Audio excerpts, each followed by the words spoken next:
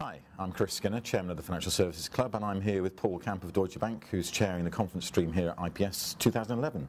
Hi Paul, you chaired last year as well, so what do you see as the big ticket items of change that we've seen in transaction processing over the last year? Yeah, Chris, good question.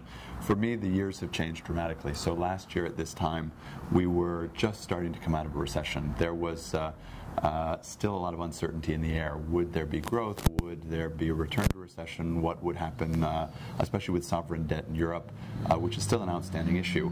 But the big question last year was just uncertainty. There wasn't a level of optimism. There was more a level of pessimism.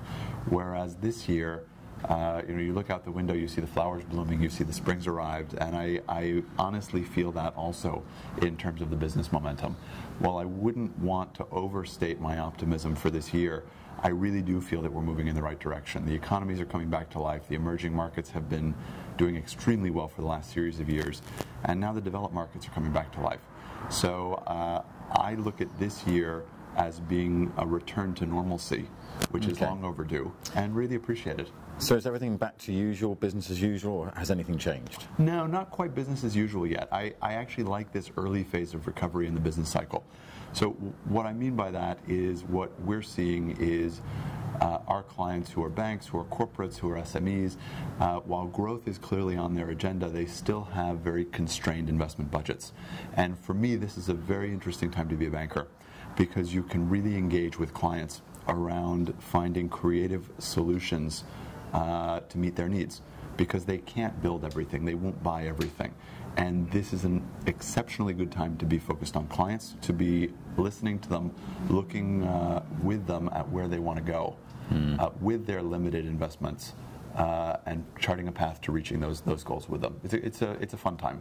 From a payments perspective and transaction processing perspective, we've spent a lot of time here talking about regulations, particularly the European regulations, Payment Services Directive. Is any of that really biting into action now, or do you think it's still just a slow burn? Payment Service Directive absolutely bit last year. So I would say we saw the effect, as I'm sure when you talk to other banks, they'll say the same. So we clearly saw the financial impact of the Payment Services Directive. While the Payment Services Directive and other regulatory what's the right word to use? Other changes in regulatory, specifically in Europe, are probably the right thing for the long term. There's definitely short-term pain that we as bankers feel. So bite was the right word, and we felt the bite last year.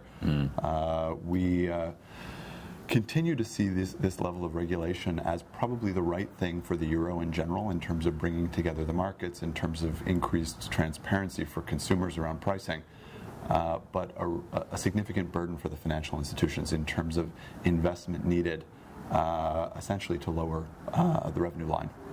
I guess the final thought I got on the big change in the last year is that I'm seeing global transaction services in the large universal banks becoming more of a siloed, complete business, because we've got this concern over Dodd-Frank and proprietary investment banking being spun out. So the bank's really starting to compartmentalize businesses. And do you think GTS is becoming a compartmentalized business? Great question. I actually think we're going in the reverse direction. So maybe this is where we're different than the pack. For many, many years, actually at Deutsche Bank it's called GTB, but GTB, GTS, similar names at different organizations. GTB has been a publicly disclosed business unit, which for us has been extremely helpful, because it's really demonstrated the commitment Deutsche Bank has to the transaction banking business.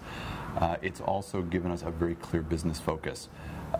This level of transparency, I have to say, we've really enjoyed it. That level of transparency will continue at Deutsche Bank, but talking about silo, we're going in actually almost the reverse direction, in that within the bank and outside the bank, we've announced that the corporate and investment bank within Deutsche Bank is going to be more integrated. And the three pillars of that are the transaction bank, the investment bank, and global markets. And so this level of collaboration, we're seeing it actually speed up within the bank, leveraging that on the transaction banking side to bring joint product to market with our markets colleagues. For example, FX for cash across currency product, debit in one currency, payout in up to 120 currencies, wouldn't have been possible without this level of collaboration, which is, I wish I could say that it had always been the case, because I think the more you can collaborate internally, the better. but what I do see is just much, much more collaboration. But maybe we're different than the pack in this, and actually I take a lot of pleasure from being slightly different. You should, I guess. Closing remark, looking forward, what's going to be the differentiating factors? Yeah, I mean, you mentioned some already, I think, but what's going to be the real competitive battleground over the next year? Yeah, I'm going to answer that with a very simple answer. I think the competitive difference is having a clear business focus and being very, very tied into your clients. So while the markets may change, while client demand may change, while products may need to evolve, that very basic concept of understanding your business model and being very tied to clients is the differentiator. It has been and it will continue to be. Great stuff. Thank you very much, Paul. Thanks, Chris. See you later.